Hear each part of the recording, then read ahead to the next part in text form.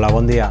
Soc Juan Ángel, el vostre profesor. En el curs de Videoteques Digitals repasaremos la historia de nuestros protagonistas, los formatos analógicos y cintas, desde 1956 hasta finales del siglo XX.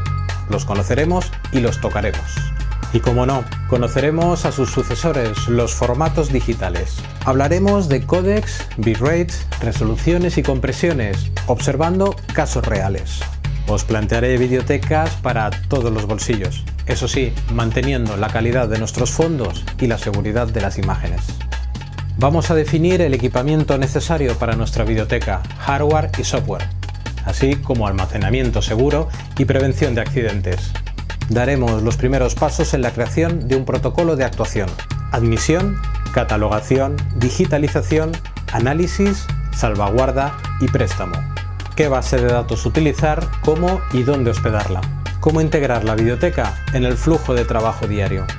Y veremos algunas nociones básicas sobre la legislación que regula el uso de las imágenes. I per últim, com rentabilitzar el nostre treball i fer-ho públic.